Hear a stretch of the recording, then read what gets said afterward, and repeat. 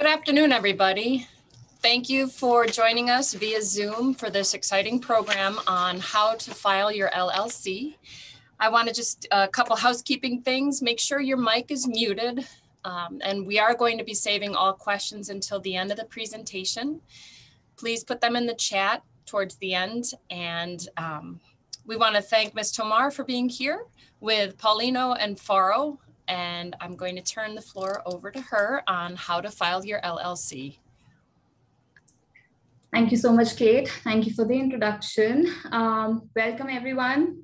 I appreciate you joining me, especially on a Friday afternoon. I'll promise I'll keep it short and leave a major chunk of my time for your questions. My name is Aradhna. I'm just a quick introduction about myself and my practice here. So I'm actually a part of our law firm called Law Offices of Paulino and Faro, and I am a part of their business department, business practice group. I honestly consider myself and my peers with the business department as business legal counselors, and I spend major chunk of my time at Paulino and Faro representing private companies with their formation, organization, helping them with their business succession planning, helping them acquire businesses, merge with other businesses, and just with the day-to-day business advisory. So that's a brief introduction about my practice. I would leave my contact details in the presentation, or you can see it actually right there. So if you have any questions following the presentation, feel free to shoot me a message, or you can give me a call. But thank you again. And today, of course, we are going to focus on formation process for entities in New York. I believe there were a couple of questions that many of us had about the whole formation process. So my aim with this presentation is to go through a couple of ancillary just topics and focus more on the formation process because I believe that was the focus of the questions that we or Kate and her team has been receiving. So as she said, the plan is to go over the formation process in detail and then reserve some time for questions or just comments at the end of the presentation. If we don't end up having enough time, you have my contact details. So feel free to contact me, reach me out with your questions. So that in front of you, you would see like an overview or an outline of how this presentation is structured. These are some of the concepts that I am aiming to cover in my presentation. Starting off, and I really wanted to focus on this or start with this because a lot of my clients are curious as to why they even need an entity in place. Why do they have to spend the time, the cost for having one in place for their business? And obviously, and many of you would know, the whole purpose is to have this separate legal form to conduct your business through. And the idea is to conduct your business, but through this separate form. So you're able to shield yourself through this form, you're able to shield your personal assets. If say there's a suit or a complaint filed against your business, it could be negligence, it could be personal injury. You're making sure that you have this entity that plaintiff or that complainant is looking at. It's not you yourself. It's the business, the entity that's in front of it. So you're basically protecting your personal assets, making sure that any frivolous or non-frivolous suit is not targeting or risking your personal liability or is putting your personal assets at risk. So that's the whole point of having an entity in place.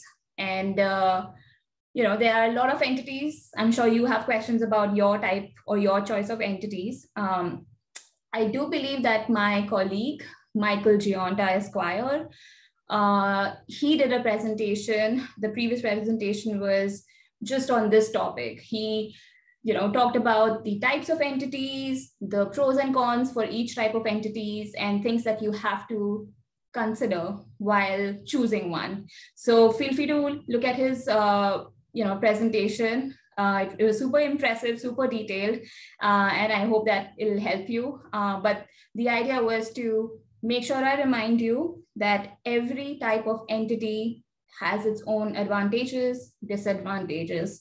There are people who would choose a limited liability company for its flexibility, for its tax benefits, for the cost. There are people who would choose corporation just because a private fund or a joint venture or just a venture capital investor has asked for a corporation. So there are a lot of considerations that go in place. And that's why it's important to sit down with your legal counsel to evaluate your goals, your aim through this business, and also have your accountant on the table. It's very important to have your accountant on the table because one consideration while choosing your entity form is tax considerations. If your accountant is not involved in the type of entity that you're going to go with, it's going to replicate the process. It's going to waste your time, your money. So it's important to have all the stakeholders, all the experts on the same table when you're making this decision. I personally like to work with the accountant very closely. If I'm working on an acquisition deal, I like to make sure that they know what's happening, they know what the documents say, and they know all about the terms of the deal so that when it's time for them to file the tax return, they're not coming to us with questions that they should have already have answers to. So the aim is to have all the stakeholders on the same page, at the same table before we even begin the formation process. As we tell our clients, it's important to get the first step right to avoid the 6-7 extra steps that you would be making and the money you would be spending for rectifying the errors. So yeah, the point is to make sure we are careful about the formalities involved, information of different types of entities, and what they offer in terms of the advantages and disadvantages. I also want to talk about New York just as a choice of jurisdiction for formation. I know Delaware is a popular choice. So Delaware and New York, those are the two choices. For Delaware, people go for Delaware because it's super flexible.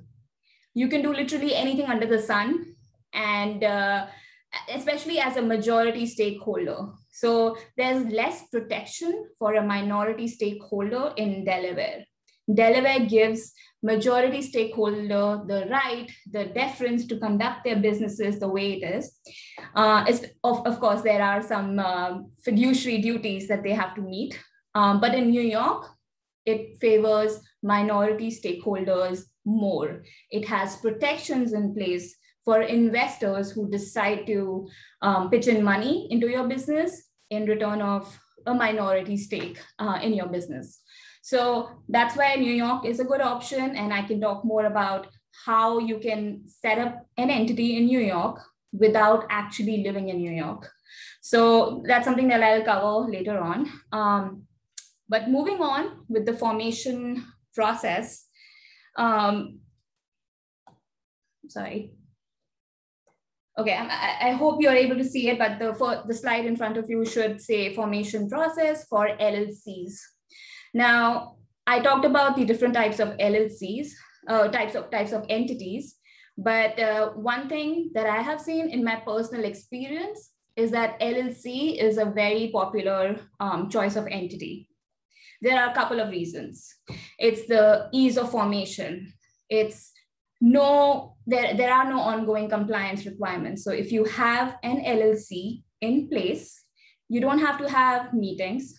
You don't have to file any report like you would in case of a corporation.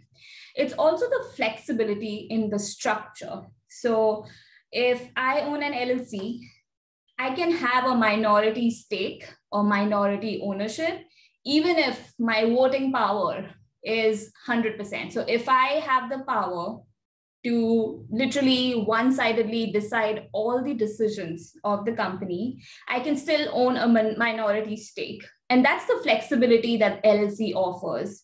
You can have a different ownership structure and a different management structure. So a 100% owner might not be even the manager of the LLC. You could literally have another person managing your LLC's business as the manager, while you own all the ownership, just because you would want that for your business succession planning. So that's why I would say LLC is a favorite choice. I talked about why corporations might also be a good option, but let's focus on LLCs right now, and especially their formation process. So the first step, and as I said, that it's the ease of formation as to why LLCs is popular. The first step is filing the articles of organization. So articles of organization, I will show you on the next slide what it looks like, but it's basically a filing where you include your LLC's basic information and send it out to the state. The state processes it. I think it takes 1 to 2 days once they get the articles of organization for them to file it and send you the filing receipt back. So let me show you what it looks like. So this is what an articles of organization form looks like. You can find it on the New York State Department's website. If you just Google New York State Department articles of organization, you should be able to get a copy of this. You can mail this, and there is an online application for it, which is obviously an easier option for you to do. So articles of organization, it's a 1-page form. It basically asks you for 3 to 4 different information. The first one, it's the name of the limited liability company. Now, name is important because you would want a name that is not already registered with the New York State Department. You don't want your desired name to be same or similar with another company that is already in place. So if you want to file for a limited liability company, I would recommend checking with the State Department. There are 2 ways that you can check if a name is available or not.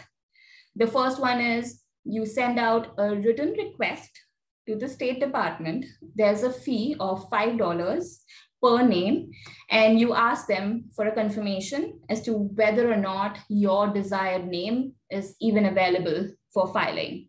And the reason you would do that is you don't want your articles of organization to get rejected just for that reason, for the reason that the name that you liked was also liked by somebody else and is already in use. That would have a significant delay and waste of money. So I would recommend just checking with the State Department. The other way to check with the State Department, if you don't want to send out a written request, is go to their database. If you type New York State Department Corporation database, it'll take you to a search option, and you can easily see if there's another company with same or similar name as your desired name. So that's another way to make sure that your name is available. Now, there could be a situation where you have a name, but you're not still sure if you want to move ahead with the formation. You still want to take some time to go through your business plan, but you really like the name and you don't want anybody to steal that or to anybody to come up with it. That's where the reservation process comes in. So you can actually reserve your desired name for, I think, 60 days. You have to just file a certificate of reservation of name with the State Department. I think there's a $20 fee for that, but you will be able to get your name out there, make sure it's reserved while you work on the business related details of your entity. So that's another thing that you can do if you feel like you have a super innovative name and that's the name that you would want to go with for building your brand. So I talked about name, coming down to county and address. So as I was saying, you don't need an address. You don't have to be residing in New York to be able to form an entity in New York. If you have a family member maybe, or if you don't have a family member, you can use an agent who can basically put their address on your behalf. The reason why the State Department asks you for your address is that they want to make sure that any notice, any mail, any complaint that they send your business is being received at the address of the business. They just want to make sure there is a person out there at that address that can collect your mail and your complaint, your summon, anything. So that's the point of including the address. As I was saying, it could be a family member, or it could be what is called a registered service agent. There are a lot of them out there. They offer the service of, offering the option for you to use their address as the business address. And I think they charge like an annual fee for you to be able to use that service. So that's that. You don't need a New York address. As long as you're doing business in New York, and as long as you have an address where they can receive the mail or the notices to your business, you should be good. So that's the address that will go where it says paragraph 3rd. And of course, paragraph 2nd is the county of the address. So wherever the address, whatever the county is for your address is what will go in the 2nd paragraph.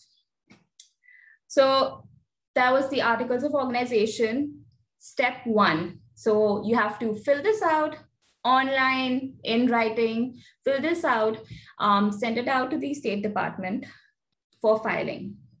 Step 2, as I said, state generally takes 1 to 2 days for processing this articles of organization. I have seen some delays because of COVID. There's been a backlog with the State Department, so it might take a few more days. But once you get a filing proof back, 2nd step is the publication requirements. So once your LLC is formed, your articles are filed, you have to publish a notice with 2 newspapers. And the notice would have the same information that you had included in your articles: the name, the address, and actually the date of your filing of the articles. So those are the few details that you would include in your notice. You would send it to 2 newspapers. One newspaper should be a daily newspaper, and the other one should be weekly newspaper. It obviously depends on the county that your business is in. So the county clerk would actually designate the newspapers that you can send out your notice to for publication. And basically that notice gets published over a span of 6 weeks. So they would send out the notice in their newspaper for 6 weeks. Once that is done, the newspaper would send you an affidavit of publication saying, we've been running this notice, your LLC notice has been running in our newspaper for X number of days. Here is a proof or a document that confirms that. You take that affidavit of publication and you fill out a certificate of publication. Now, the certificate of publication is with the State Department. You're telling the State Department that, hey, I've got this affidavit of publication from the 2 newspapers, and I am filing this certificate with you as a confirmation that this requirement has been met. So that is step 2. Step 1 is articles of organization. Step 2 is publication requirements. And that's it. Your LLC is formed. There is a 3rd step, and it depends. The 3rd step is about EIN. So Federal Employer Identification Number. There are a couple of reasons why you would need an employer identification number. You might have employees, or once you have an entity in place, you want to get a loan. That's when the bank would ask you for your EIN number. You require an EIN if your LLC has more than 1 member. So those are the situations where you would want to have an EIN in place or an employer identification number in place. And it's a simple process. You have to file an online application for your EIN. And the application is filed with the Internal Revenue Service, the IRS, and the application form is called Form SS4. It's an online application. There is no filing fee for it. I think you can fax it and mail it, but you're able to get it processed faster if you fax the online, if you fax the application form. So that's the EIN. You don't obviously need it all the time. There are situations where you would. So we recommend that you get that in place because you might have employees in the near future. So it doesn't hurt to get that EIN at this point when you're thinking about the formation. So we talked about EIN, we talked about the publication and the articles of organization. The other thing I want to talk about is assumed name. You're at the formation process, you're thinking about a name, okay? And you're like, you know what? I don't want to waste time on a very innovative name. I'll just come up with one once my business is in progress. And for example, you name it ABC LLC. Not very innovative, does the job. That's your official name. But down the line, you come up with a very innovative brand name or fictitious name, the name you want your brand, your business to be known with, the name that you would put on marketing banners, documents, your business cards. That is called an assumed name or a fictitious name or a doing business as name. So it's different from your official name. It's different from the name that you had included on your articles. The name on the articles is your official business name. That is the official name that will go on your legal documents. Your legal documents need to have your official name, not your fictitious name. Your fictitious name is what you would put on informal documents for your own promotion, marketing, and other purposes. So, there's a process for getting your fictitious name in place. You have to file a certificate of assumed name. That's what it's called. It's a form called Certificate of Assumed Name. It'll ask you for your official name. It'll ask you for your fictitious name, whatever name you want to go for. That's about it. You file it with the state. And that's how you get a fictitious name in place. So I wanted to make sure I mentioned that. That's something that you can do going forward. You don't necessarily have to do it at the formation phase. I know I'm throwing a lot here. I'm going to try and go slower. And I also want to make sure I cover everything so we have enough time at the end of it. So just to quickly make sure I've covered everything. I've talked about EIN. I have talked about articles of organization, publication requirements, and your fictitious name. That's what is involved in an LLC. There is one more document, but I think it'll be better for me to address that later on. But for formation, these are the documents that you need for LLCs. For corporation, there is, just like for LLCs, there was an articles of organization. For corporation, it's called certificate of organization. Now you can see a form in front of you. Again, it can be mailed or you can just file it online. The first thing that it asks you for is the name of the corporation. So once you have a name, the word Corp or Inc. would follow in case of corporation. And in case of an LLC, the word limited liability company or the phrase limited liability company or LLC would follow, just making sure that you have that identifier of the type of entity in the name. So that's the name. Second is your purpose. Now you would see that it's already filled out. You don't have to really do anything with paragraph second.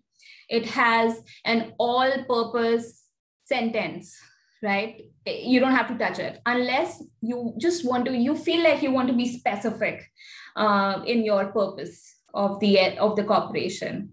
I would recommend, if you're going to tailor second paragraph, just being careful, because if you include something that has to do with a regulated industry, they would ask you for your license first.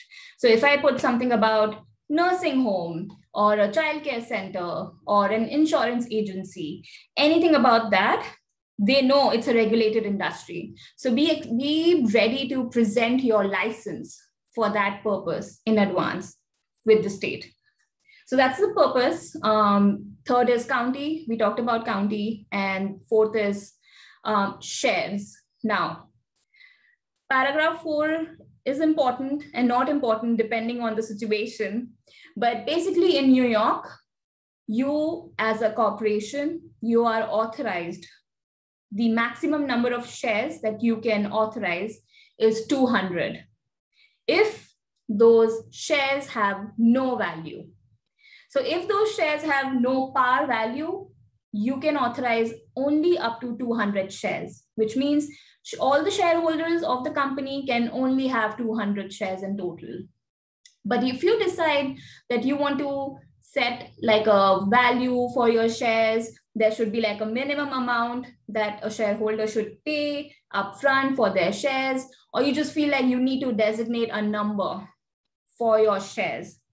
That's when your authorized shares can be increased. It can go beyond 200 shares. There are tax issues if you decide you want to have a par value of your shares. Just be mindful that they have a bearing on your franchise tax of the corporation. So in my experience, unless there's a specific reason, people like to go with 200 shares with no par value. They like to keep it simple and straight unless there are some facts that warrant it. So that's about the shares. And then lastly, address of the company. We talked about address when we were talking about the LLCs. So step 1 for corporation, certificate of incorporation. And that's it. You don't have to publish anything just like you would for an LLC. There is no publication requirement. Obviously, you might need an EIN depending on your situation. But for formation, once you have filed your certificate of incorporation, your corporation is in place. You can do business through your corporation. That said, there are ongoing compliance requirements for a corporation. So for LLCs, you know how they have publication requirement. People see that as an additional burden.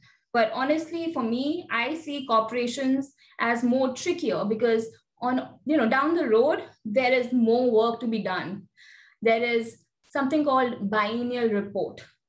So there's a report that you have to file once every 2 years. It's a simple application, but you have to basically tell the state that you're active, you're around, and you have to pay a fee of $9. So there's a biennial report for $9, and you have to file it once every 2 years. And the biennial report is due during the month when your corporation was in place. So if your corporation's filing date was 21st October would be when you'll have to file your biennial report. So that's another ongoing compliance. It has nothing to do with formation. It's just something that you have to do to make sure that your corporation is up and running, it's active with the state. So that's the formation requirement. And then I talked about the compliance. I want to quickly go over the additional requirements that you have both for LLC and for corporation. So we talked about formation. There are things that you have to do for LLC. There is one thing that you have to do for LLC actually. You need to have an operating agreement for your LLC. It has to be in place within 90 days from the day when your LLC was formed. So you have 90 days to come up with the operating agreement of your LLC. If you are a single member LLC, if you are the sole member LLC, the operating agreement is a fairly simple document. It tells you where your business is addressed. It tells you the purpose. It tells you that that sole member has all the management rights. Or it tells you that the sole member wants somebody else to manage your business. So the operating agreement for a sole member LLC is a simpler document. When it comes to an LLC with multiple members, that's when things get a little tricky. That's when there is negotiation involved, depending on the parties. So if there are 3 members of an LLC who want to do business through this one entity, they want to be partners. Now, there are multiple parties involved. Multiple parties means multiple demands.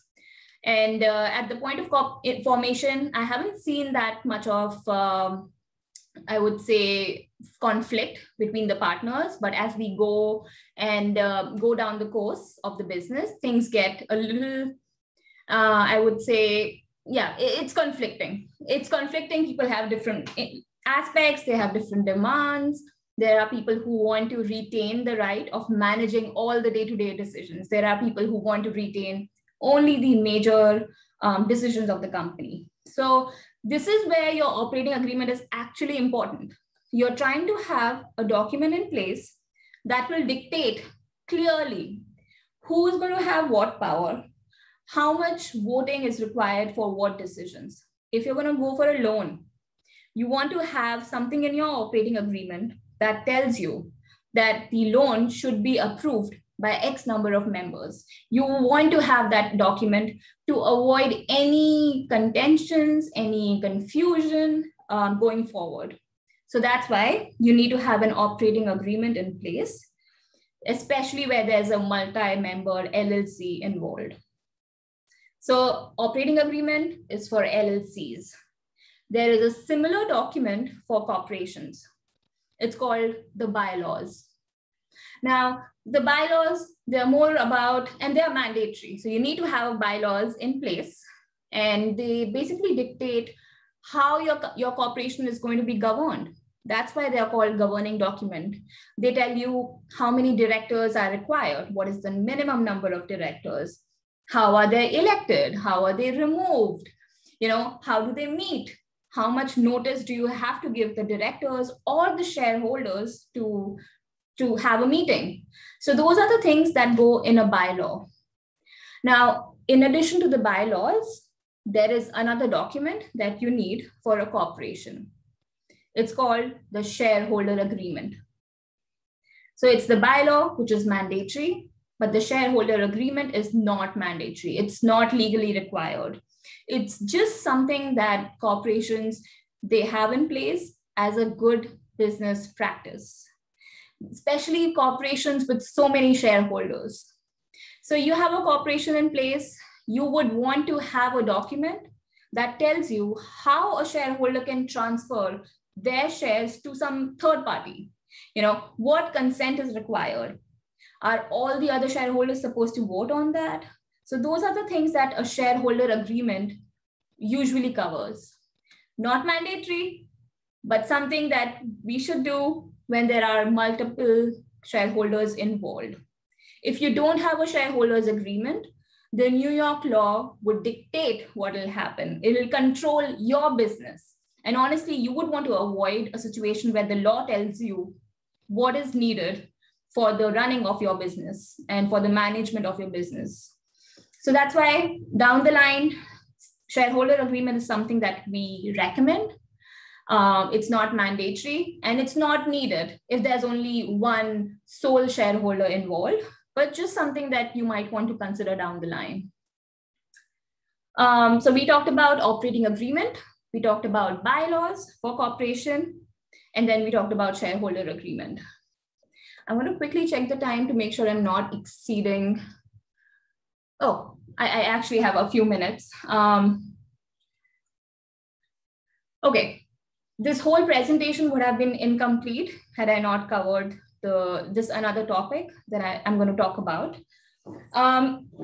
We talked about formation, and you must have noticed that when you're filing an LLC or filing for a corporation, you don't have to disclose who the owner is. You don't have to disclose the owner's name, their address. It's just the company's details that go in the filing documents.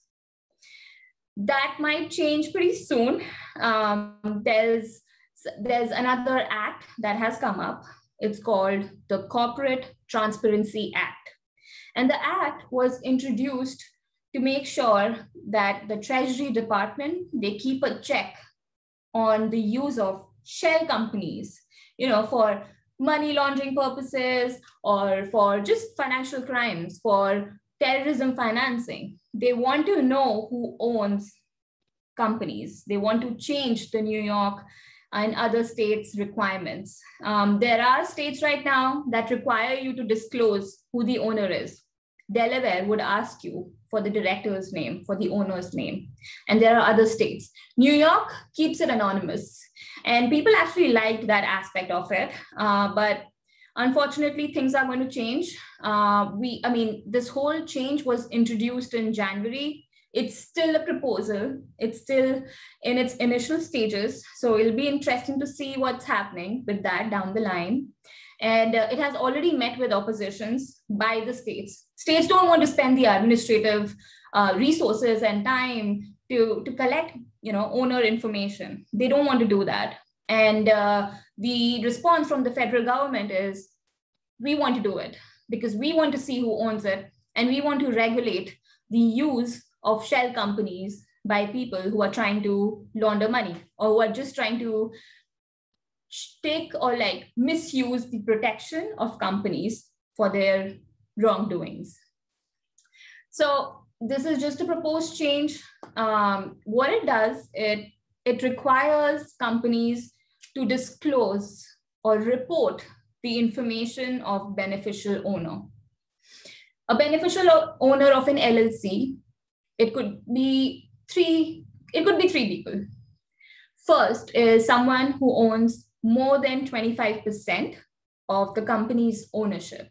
So if you own 30%, 40% of an LLC, you're supposed to disclose your name, date of birth, your address, and also send an identification number of any of your authentication documents. Could be your passport, could be your driver's license number, but they are asking you for all the information if you are owning more than 25% of an LLC or of a corporation. They would ask you for this information if you are also in substantial control of the company. This is what the phrase is. It's called substantial control of the company. We are hoping we could get more clarity and more definition on what exactly would a person be considered, or what is considered when you're talking about that phrase. What is substantial control? In my opinion, it has to do with management powers. So you'll remember the distinction or the point that I was making about LLCs. If I own 100%, I don't have to be the manager. Somebody else can actually be the manager, even though I own 100% stake in the company. So it's the manager that the government is looking at. They're looking at me because I own 25%. They're also looking at somebody who controls the day-to-day operational decisions of the company, or who makes the major decisions of the company, person who has the managerial power to decide for the company. That person needs to disclose their information too. They need to disclose their name, their address, date of birth, and the identification number. So that's category 2. Category 3 is somebody called an applicant. So anybody who files an articles of organization or who files a certificate of incorporation for a corporation needs to disclose this information because they are the agent. They are the person who are getting this entity in place. So they would also be disclosing their information. Now, not all companies have to disclose this. There are companies who are already reporting this information to other state and federal agencies. Companies who are registered with the Securities Exchange and Commission. Companies who are investment advisors or who are financial advisors. Companies who are broker-dealers, they are exempt. And they're exempt because they're already meeting those reporting requirements with another agency. Now, companies that actually have more than 20 employees or have more than 5 million in gross receipts are also not required to disclose it, because a company who has 20 employees is less likely to be involved in money laundering than a shell company or a company that has, less than 20 or 4 to 5 employees. So not all companies have to report, but yes, this proposed change, it impacts close-knit companies. It impacts smaller companies and startup businesses. So it's important to keep an eye on this and see what's going to happen. It's, as I said, it has already met with some opposition, and it'll be interesting to see how it's been responded with, or when it'll be implemented, when it'll be brought in place. So I wanted to make sure that I, include this. One more thing is you'll have to report or disclose that information when you're forming an entity. And if your entity is already in place, you have to meet that requirement within 2 years from when this whole change is brought in. So you have 2 years to make sure that you disclose it if this change is actually brought in place. And the third scenario where you have to disclose is when your beneficial owner changes. If I am a 25% or 30% owner and I decide to transfer my stake to a third party, the third party becomes the beneficial owner because now they own more than 25%. And because the beneficial owner is changing, their information would get disclosed or reported with the federal government. So I wanted to make sure that I, touch on this, and I wish I could go about this in detail, but I don't think we have that much luxury of time. I'm happy to address any questions later on or after the presentation. But yeah, feel free to shoot me messages, or feel free to send messages through the chat option. I want to quickly go through this to make sure I've covered everything in this. But yeah, basically, I wanted to conclude by saying that, as I was saying, the type of entity matters. You have to fully evaluate why you would want to go with a type of entity, so you're not wasting your resources, your time later on, which is why it's important to get your experts at the same table. And once a formation is done, it's important to have your governing document in place. Especially if you're planning on bringing another partner, things get trickier.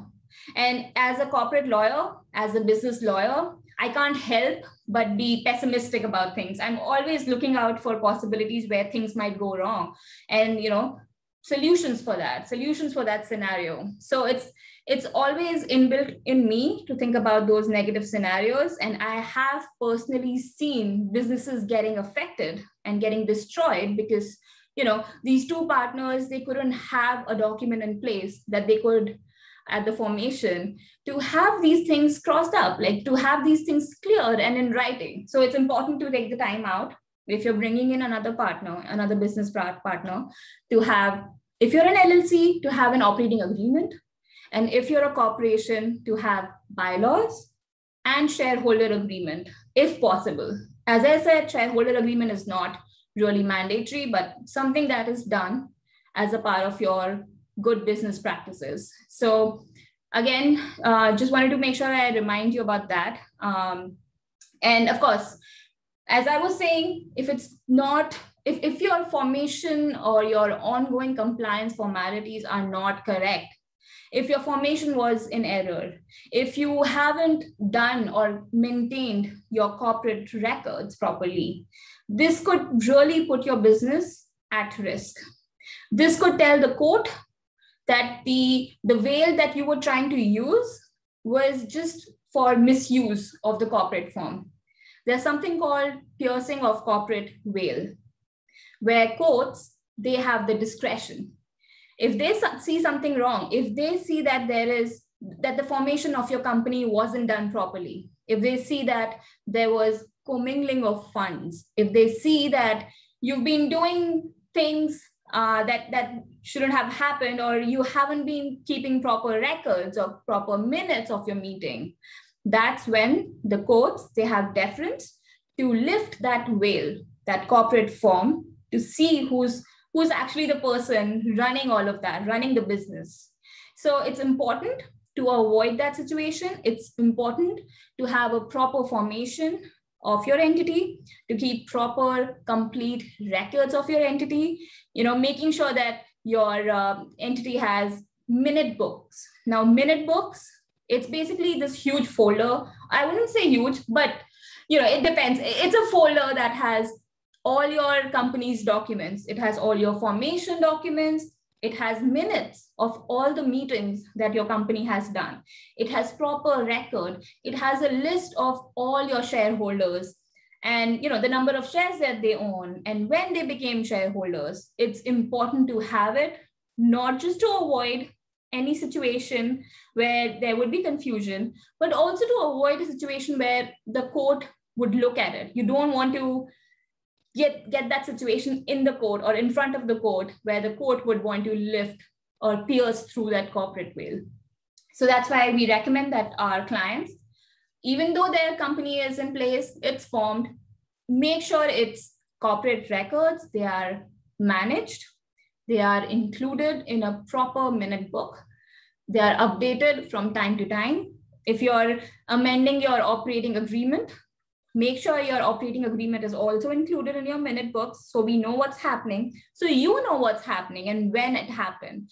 Obviously, you're busy in actually doing the real work in running the business. Just letting your accountant or your legal counsel or just somebody in your team, just making sure that all your corporate records, your legal documents are in place would go a long way to avoid any situation where the court is involved and a situation where the court looks at you, that the court goes beyond the veil, beyond the shield, and they look at you. And that's when, your personal assets, they come to risk. So just if that, I would think that would be the takeaway from this, is just making sure formation and corporate records are maintained properly. And with that, I would like to conclude it and leave it open for questions or comments. Thank you so much, Aradhana. We do have a couple questions. This was very, very, very informative. We have a question. In the application, it asks about shareholders. Can that be left blank? So for now, it asks you for the shareholders, but it's not mandatory. You have to, though, disclose the shares, the number of shares. So as I said, it can either be up to 200 shares without any value or more than 200 with a par value. So that's how I would answer. Okay. How about an operating agreement? Do operating agreements need to be completed before you file, and do these need to be filed somewhere? That's a good question. I should have addressed that. So to answer the second part, it doesn't have to be filed. It's an internal document, just something that you keep with yourself and for your partner, your business partners. And the first question is, when does it have to be in place? So it has to be in place once your entity is in place. So once the articles of organization has been filed with the State Department is when you can go on and look at the publication requirement and your operating agreement. So to answer it, it's after the formation. Excellent. For the address, I have to list on the LLC. Could I use my address? And later down the line, could you switch from an LLC to a corporation? That's a good question. So the conversion, there is separate process for converting or like changing the type of your entity. You can do it, but as I had advised, it's important to make that decision upfront to avoid that filing and that conversion, because there are costs involved. In New York, you have what is called a merger of entities. So you'll have to create another corporation and then merge your LLC into it. It's not an upfront conversion. So that will get tricky by time. You can do it. Yes, absolutely. Yes, you can do it. But can you avoid making that, or can you just avoid a situation where you could just do that upfront and have a corporation in place? Absolutely. Excellent. For the publication in the newspapers, do we contact the county clerk ourselves to see which newspapers are eligible? And Jen actually answered that just below. She said, for publication, we typically recommend Rochester Business Journal for weekly paper, the Daily Record for daily publication, and you can contact them directly. Yes, and they would tell you if they're, the county you're looking at would be the right option if you're going to go with those newspapers. So I absolutely agree with Jen. Excellent. Please, could you elaborate on obtaining an EIN? If an LLC has no income or employees, is this necessary? So it depends. If you don't have any employee or income, and if you're a sole member, you're the person, the only person running the show, you don't need an EIN at that point. You might need an EIN even if you are a sole member. If you go to a bank and you ask for a loan, if you have a loan application in place, EIN is something that the bank would request as a part of your closing checklist. That's something that you'll have to have in place, but it's not required upfront if you have no employees, no income, and you are the only person. Great. Are there any other questions anybody has about the presentation? I want to remind everybody that the slides and the link for this presentation will be emailed to you. And Aradhana has put up her information. I have another question. How difficult is it to dissolve an LLC for a one-person operation?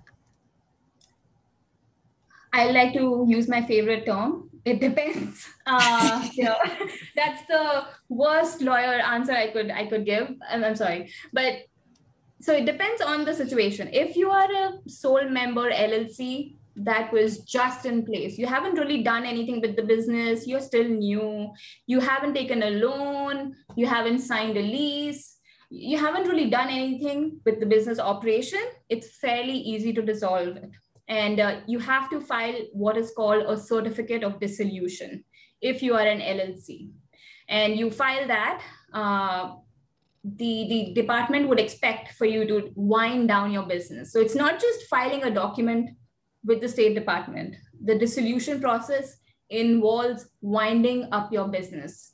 And you would want to wind up your business if you have been an actual business. Your business has been operating, you've had these loans, or you've had a creditor, or you have a lease agreement. It's your responsibility to wind down the business, to make sure that your lease is terminated or good to go, making sure that your creditors know that you're dissolving, making sure that you're paying off all your loans that you took on behalf of your LLC before actually filing that paperwork. And if you're a corporation, there are actually more steps involved. So you'll have to file, or you'll have to reach out to the IRS and the New York State Department. You'll have to get their approval. The reason is you're getting a clearance from the State Department that you don't owe any more taxes, that you're good to go. Once you have that clearance or a confirmation from the tax department, you would include that with your paperwork, your dissolution paperwork, and file it with the state. So for corporations, there's this additional document that gets attached when you're dissolving a business. So yeah, it depends. Is it new? Is it not? If it has been in place for 7 years or 8 years and has been actively running, that's when the owners would be expected to wind down the business. But the paperwork is pretty simple, especially when you're an LLC. Great. What are the approximate costs to set up a one-person LLC? So that's a good question. So when we talk about setting up an LLC, there are a couple of things involved. It's the formation, like the filing, and it's the operating agreement of the LLC. So if you want, I think just for the articles for organization, it costs around $615 if you include like the mailing and all of those costs. So $600 is what I would say is involved just for the formation. If you're going to have an operating agreement in place, there are other services in place that you can get an operating agreement for. But I would say it costs about $500 to $600 as well, if you want an operating agreement with it. So that would be my cost estimate. Excellent. Are there any other questions? Yes. Does an LLC need to file a tax return? Yes. Actually, the better or the best point for an LLC is if you are a sole member, you don't have to form or like file a separate tax return for the LLC like you would for the corporation. For corporation, there are separate corporation tax returns that get filed. For LLCs, it's a flow through entity. So all the income of your LLC would flow through the members and would get reflected on their tax return, on their personal tax return. So to briefly answer that question, no, you don't need a separate tax return for an LLC, but that's a different situation when it comes to corporation. Great. Anybody else?